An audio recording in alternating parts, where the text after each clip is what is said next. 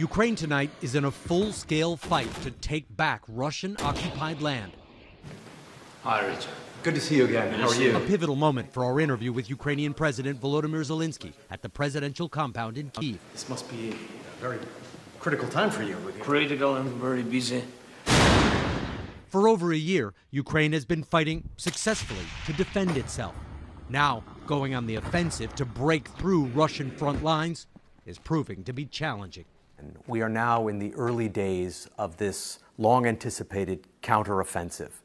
How's it going? I cannot give you all the details.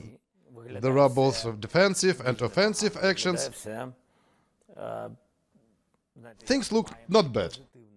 I would say it's generally positive, but it's difficult.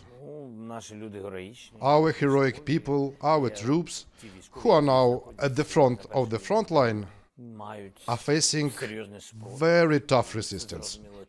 And you understand why. Because for Russia to lose this campaign to Ukraine, I would say, actually means losing the war. President Zelenskyy also had a dire warning.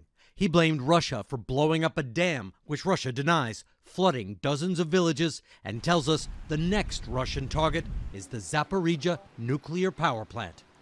Russia does want to blow up the station. Why would they want to do that? Because, like with the dam, they are not interested in Ukraine's security.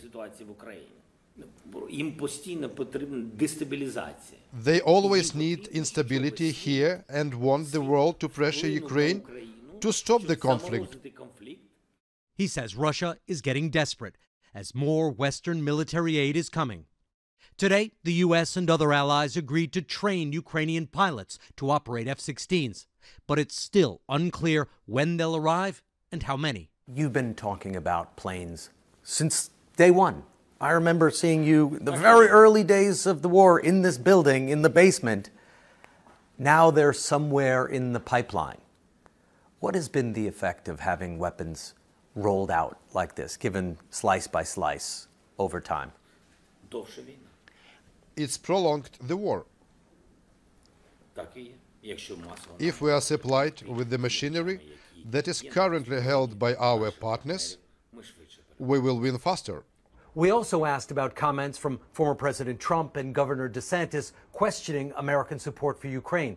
President Zelenskyy invited both to come here and said, unless Vladimir Putin is stopped in this country, there'll be a wider war with NATO.